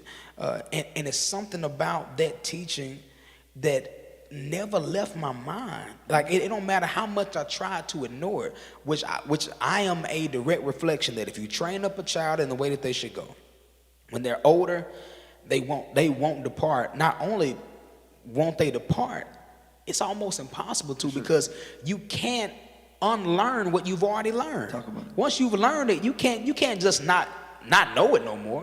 Right. Like you gonna know it. So why do you say you want to ignore it sometimes? Some of the stuff Because I mean, like any other person would, you want to fulfill your own desires. Mm-hmm. God has a plan, but how many of us have struggled with saying yes to God's plan? We all have. Yeah. And so I wanted to do what I wanted to do. I'm in Starkville, I'm in school, I'm in a new city. People don't know me. I can recreate who I am. For sure. At home, they call me Robert. Here, I'm Rob. So like I'm different. I'm a different person now. So who I am now, I can create. So Rob was your alter ego? At first, yes. At first, and then it was funny. It was funny. I had a couple people from home that were there that heard people call me Rob. They started looking around like, who is that? And then they said, you ain't Rob, you are Robert. but it was kind of the other version of myself, you know, that I really walked through during that season. And Rob was trying to discover who he was outside of what he was crafted to be at home. Oh, what do you mean outside of the church? Oh, absolutely. So you didn't. Who did you want to become? Were you envious of the people that were going to? Not envious, but did you want to go to the parties? I envied the lack of conviction that they had, because with me, I tell people all the time, I could have did it, but I couldn't have did it like them, because they can do it and have a good time. Mm-hmm. I would do it and not enjoy it. I tell people all the time, like it's not that I couldn't have did. No, I could have gone and did whatever. And what I envied was not necessarily the action. I envied the fact that they could do it without conviction and I couldn't, because if I did it, I know how I would feel. So instead of putting myself through it and feeling what I felt, I just wouldn't do it. So how long did you say, you know what? How long were you on campus at Mississippi State and you were saying, okay, before you kind of created, okay, I'm gonna be Rob. I'm trying to find out who he is away from the church. Absolutely. Of who I was. It took me, because like you not an introvert, but you know. Oh, absolutely. So when did you kind of like step out? I'll say probably it took me about a year and a half. I went to state because those of you who know me in Pontotoc, in high school, I ain't gonna say I was popular, but I was known. Mm-hmm. I was state beta club president in high school, which comes along with a level of notoriety. Mm-hmm. It's a big thing to go to the state convention and win that, and here it was a really big thing. So here I was known, but at state nobody knew me, and honestly I wanted it to stay that way, because where nobody knows me, there's no accountability for me no more. And so I really wanted to go to state and stay hidden. There were opportunities I wouldn't take because I knew people would find out. Right. And so I would shy away from it so I could hide in the shadows and move on my own time. But there's situations to where you felt like, man, even though you didn't go all the way, with certain situations where you felt like you let you down because you went close enough to it. Absolutely. I was one of those, and this is, hey, thank God for deliverance. But, I was one of those that would want to walk the line but not step over. See how close I could get to the edge without stepping all the way over the edge. And what I'm learning is this. God desires for us to be hot or cold. He don't want us to be lukewarm. Mm-hmm. And so during those moments where I felt like I was walking through a season of being lukewarm, man, it disappointed me because I was selling myself short. So did you ever feel like, how often would you come back here? Like, would you come in every Sunday? I was coming every weekend. Every weekend. So Yeah. did you feel a way like, man, I'm up here creating this Rob, and then I'm coming back here, Robert? Did you ever feel like identity type of? Oh, absolutely. Because when I get here on the weekend, Friday, I'm Robert again. Sunday evening, when I get back to the Golden Triangle, I'm Rob again. And so it took a while for me to find balance in that. And really, from those two worlds colliding, it created a new version of me where I am fully who I am wherever I am. And that was something that took time for me, because at State, I didn't want people to know that I was, because here's the thing you probably don't know. I announced my ministry in high school. I was a senior in high school, and announcer said, God has called me to preach. I went to State and wanted nobody to know about that. I went there, it's like, I don't want anybody to know that I'm a preacher. I don't want anybody to know that I sing, that I do music. I don't want anybody to know that I'm a pastor's kid, because I know what comes along with it. And so I felt like Rob was disconnecting me from the expectation and the pressessure that comes along with ministry. You feel like people would treat you different? Oh, absolutely. Absolutely. And it happens. What do you mean? What's up, Pastor? How you doing? They would give you the pastor treatment? Oh, absolutely. God bless you, God, you know. And it's like, I guess for me, I always wanted to interact with people in the most authentic way. So give me you. Don't give me, because I feel like when people know you're a preacher, they give you Sunday them. Yeah, they turn it on. And so, hey, you know. Give me one. Show me something. Yeah, they'll give you Sunday them, but they won't give you the true authentic them. Give me a Sunday them. Give me one. Give me like. So give me something. They walk up, Bishop, how you doing, man? Kind of that Sunday talk. You the man, and it's and it's. I guess as I've gotten older, I've learned how to learn how to navigate that a little bit better. Hey, give me one more. One more. Do that for me, please. Give me one more. Yes, I mean, so people walk up and they may be talking. They be like, oh, you don't know nothing about that though. You don't know nothing about that. You a preacher. You don't know nothing about that. You a preacher. So certain conversations, I feel like they would intentionally try to make me an outsider because of who I am. And so it just kind of come along with the territory. But yeah, man, it happened for a while there, about a year and a half. I kind of was hiding that identity. And I told somebody, I said, I felt like my life started to change when I started embracing what he called me to do. I knew what he called me to do at 7. I ran from it. I finally announced that, hey, God called me to preach at 18. But I announced it, but I didn't embrace it. And so I acknowledged it, but I didn't take hold to it. I didn't run with it until I turned like 21. So when you at 18, I think you said you spoke to your dad. You said, "Hey, Dad, essentially, I feel like God is calling me into the ministry." Yeah. What did he say? I hope you say what you. Contrary to popular belief, my dad did not take a mic and say, "Yes, we're gonna put you in the pulpit next Sunday." He said, "No." He said, "Go back and pray about it again." It did when you went back and you prayed about it, and you came to him and he said, "Yeah, I'm positive." I said, "Sound positive. I sound positive. God called me to preach." He said, "Go back and pray about it again," because what he realized, and I tell people all the time, is as a preacher you can never not be a preacher.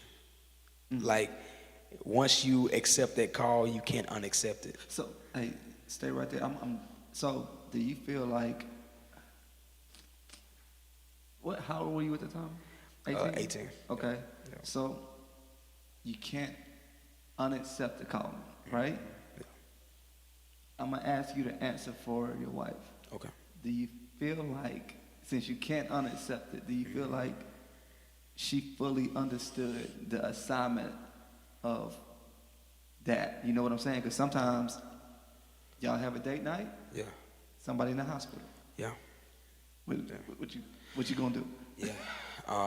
And you plan on going to the? I'm gonna just run by the hospital about 5 minutes. Yeah. Hour later. Yeah. Still at the hospital. Right. Yeah. So I'm saying, like, how do you feel like? No.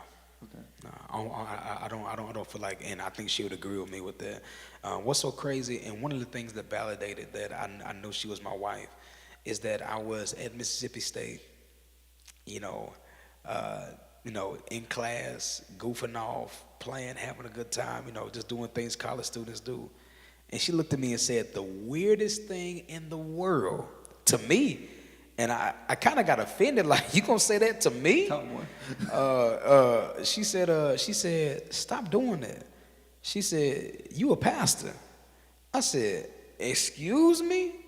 Not you reminding me of who I'm supposed to be. Don't do, I'm telling myself, don't do that.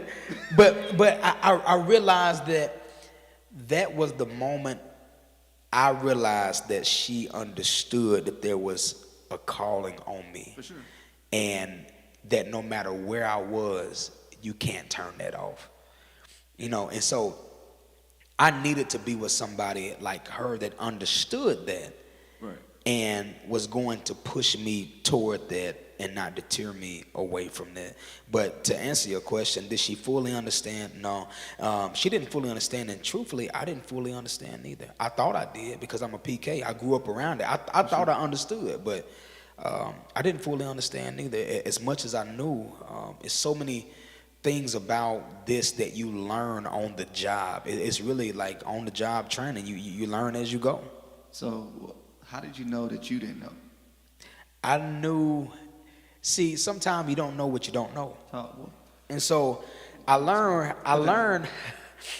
what I didn't know. Don't know. Sometimes you don't know what you don't know. Thank you.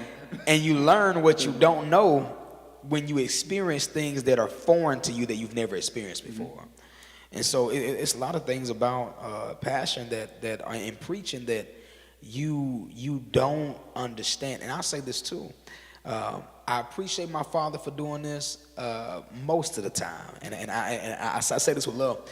There were a lot of things about preaching that he didn't let me see because he wanted to protect my perception of the call, and so he didn't let me see a lot of the.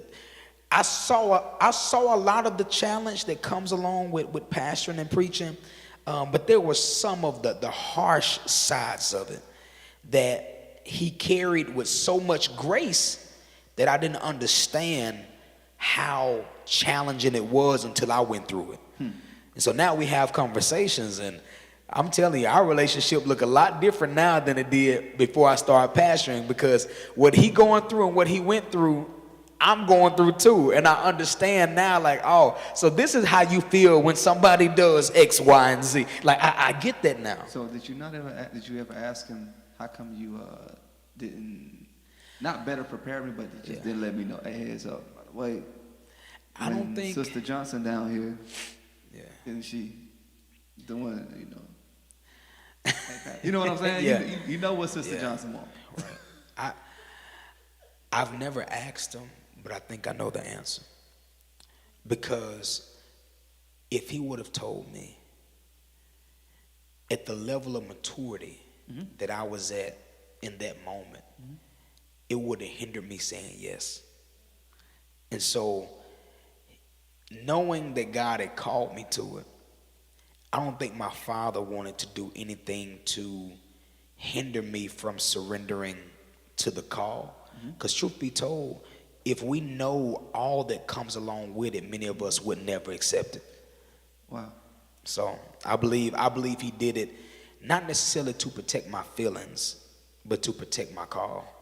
What's so big about what you're saying is that a lot of people would, I don't say a lot of people, but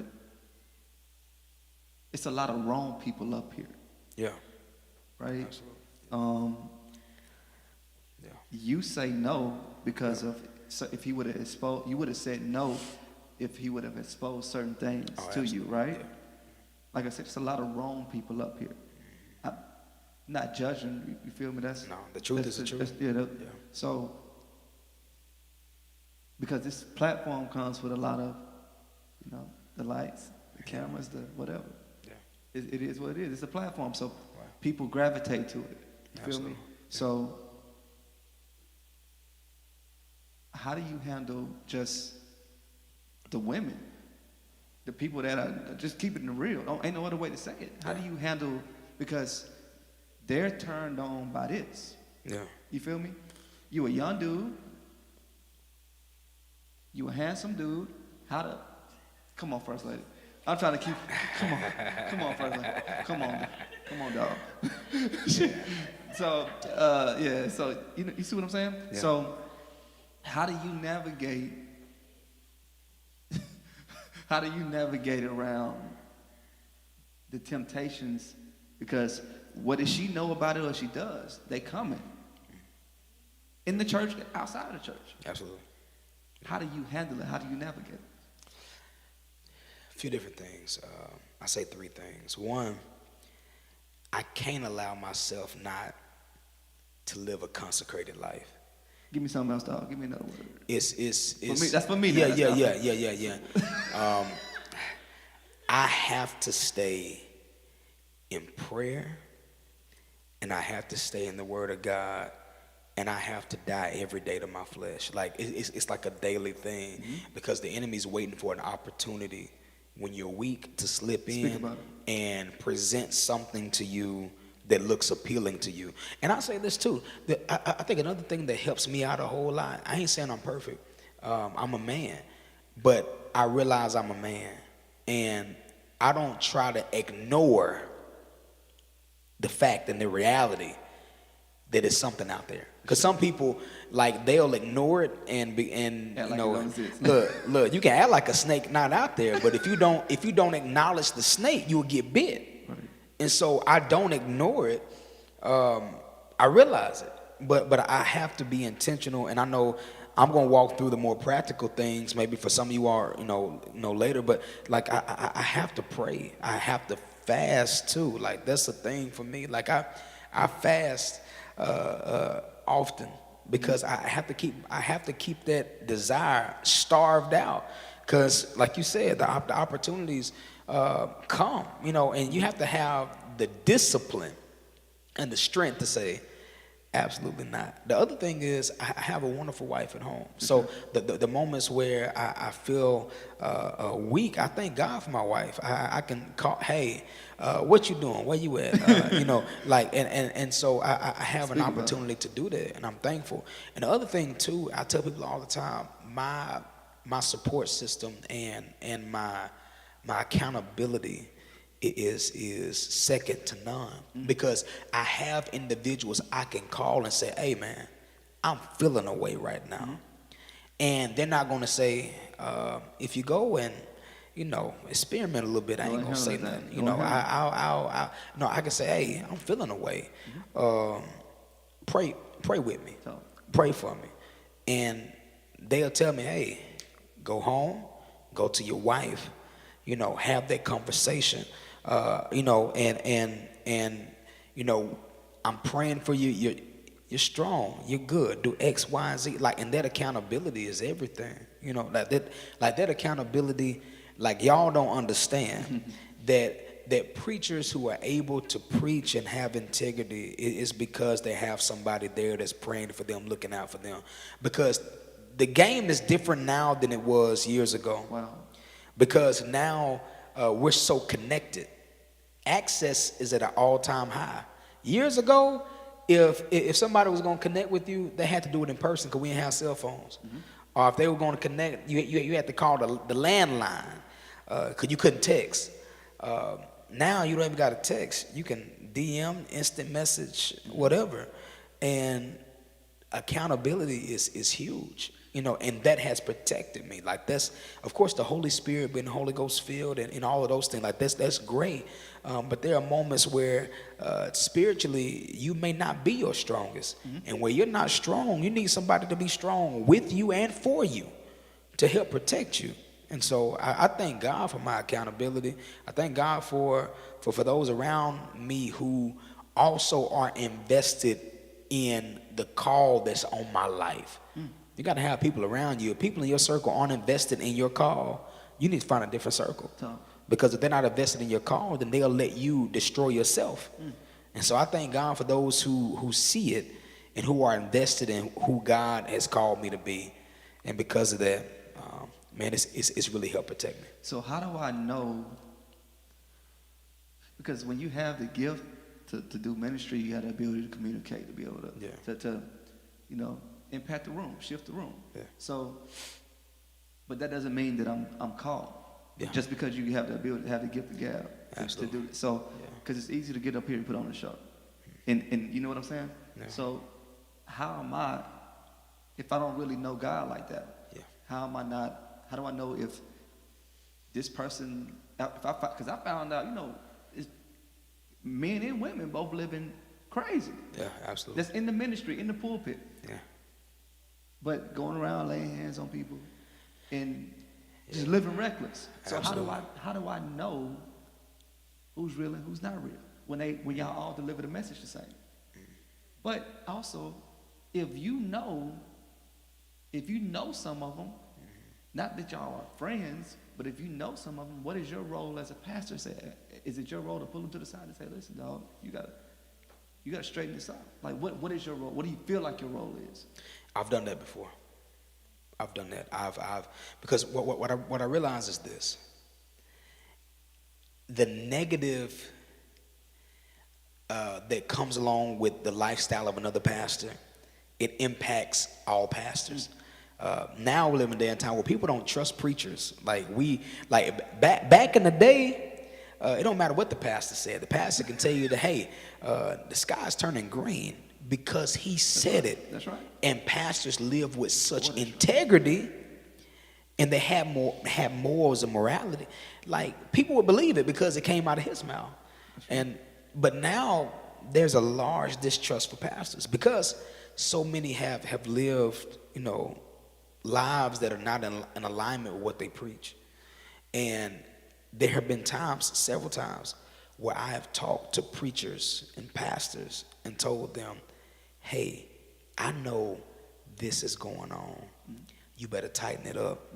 If not, if this hit the fan, this could ruin you. And on top of that, God not pleased with that. For sure. The things that I know, it's my responsibility to call it out, not just to the people who are, because sometimes we'll speak powerfully to the people in the pews, but you got to speak that same type of conviction to people who are in the pulpit. So have there been times to where when you've done it, when you call them out, that they have not received it? They didn't. Been in denial about, like, man, I'm not living that lifestyle. You know what I'm saying? No. Not too many times. If so, it's been seldom. Because they know I know, and they know, and they know God knows. So it's really hard to deny all of that. Like, I think for more than anything, it's kind of like a shock value. It kind of wakes you up, like, like I'm not above reproach. Like, I'm still human. Like, I'm living in a body. Because sometimes the danger of being a pastor is that you start believing the same thing that other people believe. That you're above, conviction, and that you are a God-like figure. That's really the dangerous part, is that you start drinking the Kool-Aid. When you start drinking the Kool-Aid, you're essentially setting yourself up to mess it all up. Like, when you start believing the same thing that other people believe. I tell people, I think the thing that keeps me grounded is that I don't see what other folks see. Other people see, and I thank God and I praise God for it. I tell people all the time, like, man, he's such a powerful man of God. I still see myself as broken, because the moment I start believing that is the moment I'm setting myself up to fail. Right. And so I've reached out and I've had conversations and I've told people, like, no, you can't be comfortable in this, man. Like I appreciate you, being comfortable enough with me to share this with me. Right. But I told him, I said, don't lose your conviction. Like we have a standard, not only just because you're a preacher, because we consider ourselves Christians. Like, God has a standard for us. Right. And so, I've reached out and I've had several conversations. And in terms of being able to decipher the real from the fake, you look at the fruit. And the fruit is not just them preaching. People think the fruit is when they preach, you feel goosebumps or something. That's not the fruit. The fruit is in what happens Monday through Saturday, not just on Sunday. And so when you start looking at fruit, I tell people all the time, hey, praise God for those people who are on TV. We have some people who follow this ministry that don't live in the city of Pontotoc. Praise God for that. But you better know them that labor among you. And when they say know them, like look at their fruit, look at their life, look at what they do, look at how they move, look at their interactions, look at who they are around, because then you start to see the real them. Right. Up here, God is covering you. He's cloaking you while you preach. He's covering you. But when that covering's taken off, right, there's a life that you got to live behind this thing.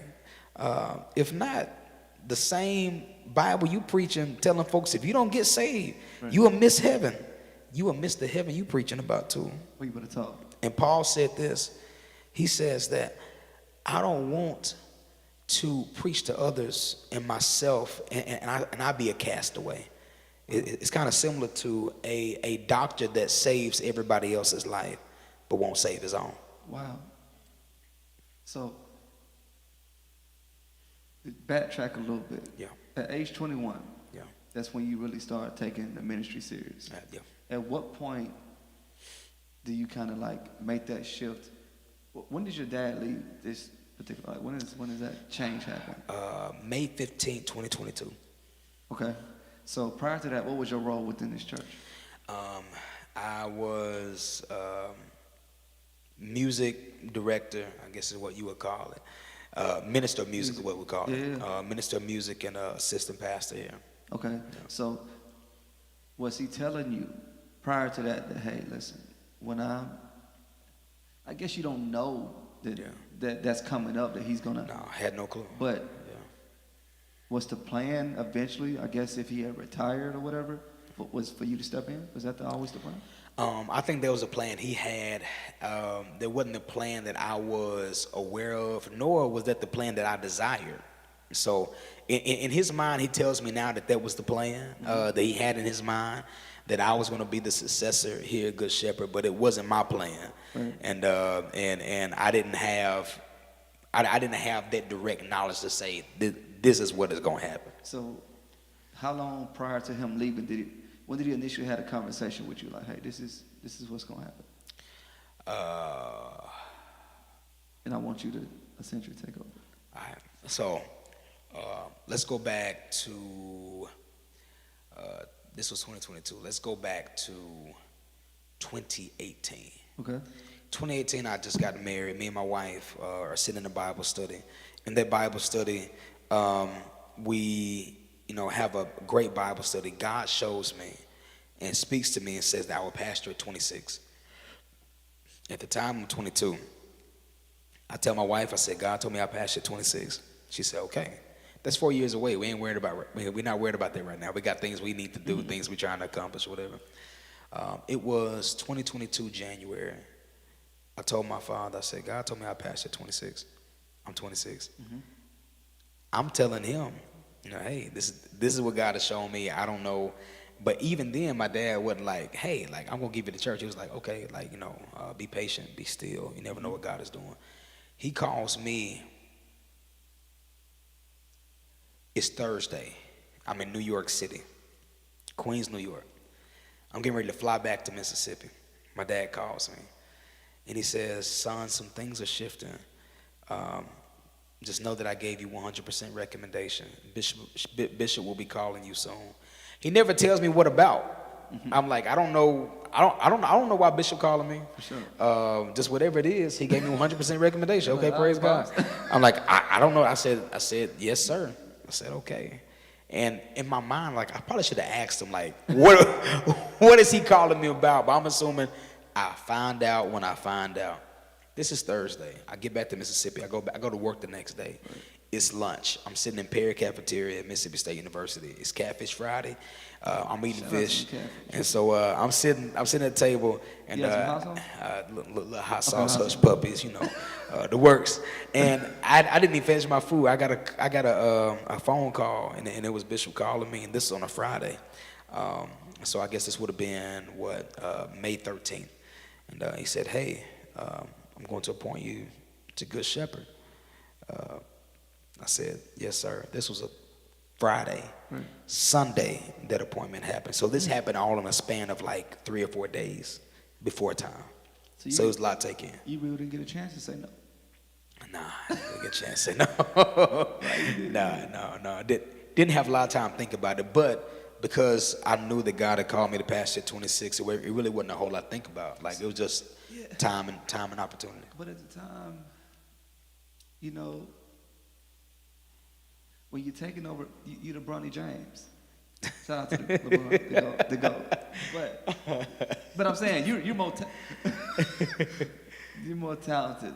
No, I'm not gonna say that. But Hey, Bronny talented. No, I ain't gonna sleep on him. He just ain't blossomed yet. He ain't blossomed yet, but he gonna get there. He gonna get there. Yeah. But a lot of people don't want to step in. Yeah. Feel to get. You didn't have any hesitations about stepping in for your pops? Oh, absolutely. My dad was here 33 and a half years. Mm-hmm. That's a long time. At one church, that is a long time. No doubt. Coming behind him is a lot of pressure. I'm a preacher, he's a preacher. His name is Robert Fleming, my name is Robert Fleming. The pressure that comes along with coming behind a man that has done so much is enormous. Of course I had reservations because the expectation is going to be, I can't even set the bar for myself. Mm-hmm. He set the bar. Already. And so how can it's almost like this, because Bronny James, his name is LeBron James Jr. It is. The standard that people, and that's the issue now, the standard that people hold him to is not the standard of other rookies. They're holding him to the standard of his father. Right. And his father is one of the greatest players. He the GOAT. One of the greatest players to have ever played the game of basketball. Right. So the standard and the expectation looks different. And so for me, people aren't going to compare me. Oh, well, he's a young preacher just getting started. You know, he ain't never pastored before. He's still learning to preach. No, my father has set the bar. So without people even trying to, they look at me and expect him. We have the same name. We're called to the same thing. We're doing the same thing. I can't tell you how many times now. And shout out to Sister Heron. She said, man, it's just like your father. It's just like Superintendent. It's just like your father. And without trying, it's going to happen. And so because of that, me knowing that, it was a challenge for me to step in and want to pastor because I know that was coming. Oh, you Fleming boy? Oh yeah, I know you gonna preach because my dad is one of the greatest preachers, not just in Mississippi, but one of the greatest preachers I know. And so without them even hearing me, the expectation is already there. So were you kind of hesitant to come in and change certain things because they were used to what they were used to?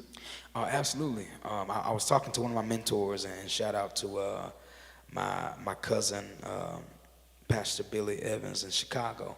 He was telling me, he said that when it comes to a church, you're not turning a tugboat, you're turning a ship. And so you have to turn it slow. And so I tried to be very intentional and very strategic about how we turn that boat. So do you feel like, what it was done, I'm pretty sure it wasn't done in a disrespectful manner. However, do you feel like there was some resistance? Some, but I don't think that it was. I know it wasn't intentional. You know, it's just some people just don't want change. It's hard. It was some, but I don't think that it was always maybe communicated. But you can feel what the energy. Oh, the energy behind, but behind some things. Yeah. But again, what my mom said, it just sticks with me.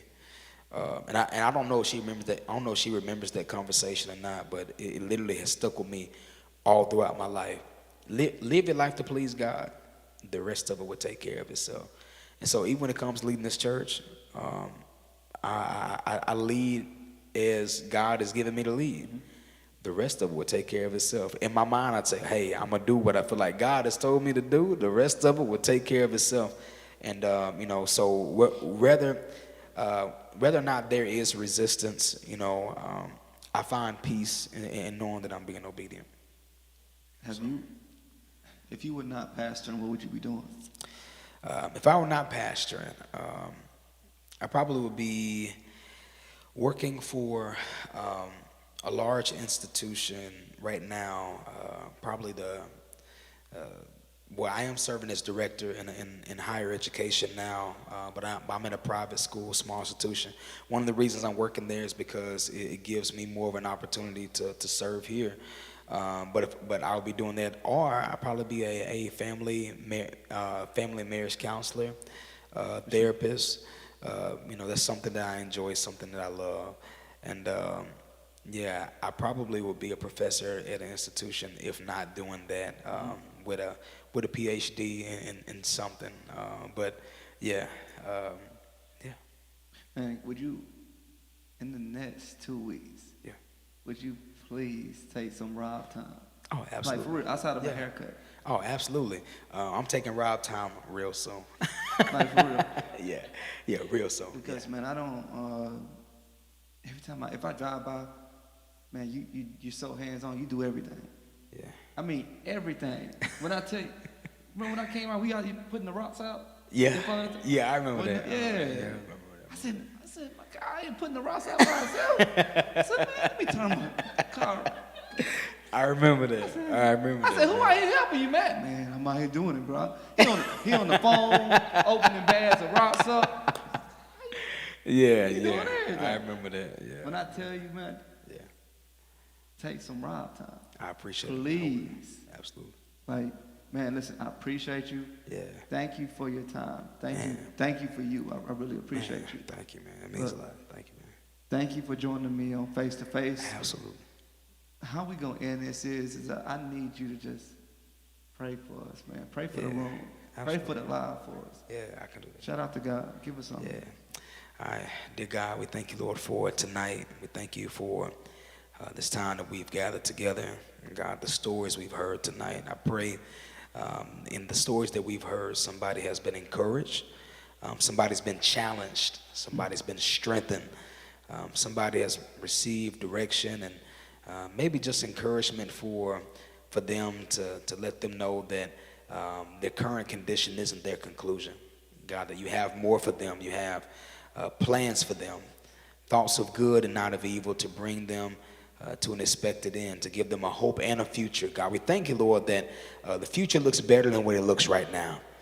God, I thank you, Lord, that for those who have come in contact with this live and those who will come in contact with this video, God, I pray, Lord, that as they watch this, God, that there's something that will leap on the inside of them, Lord, that will let them know that you have a purpose for their life, and God, that you are committed to that purpose. God, that they are not walking through the seasons that they're in by themselves. God, I thank you, Lord, for Nick. And God, I pray, Lord, that you continue to use him. God, I pray, Lord, that you continue to birth out of him all the things that you have placed inside of him. God, I pray, Lord, even for those who are in this room and those who are on this live, God, that you would give us wisdom, God, as we live this life. And God, our desire is to live life to please you. Lord, in everything that we do, everything that we say, God, we want to make you pleased. God, we want you to be happy. And God, we love you on tonight. And I pray, Lord, that even before next year gets here, God, that you would show yourself mighty and strong in our life. And God, that we will walk and be all that you've called us to be. In Jesus' name we pray. Thank God. Amen.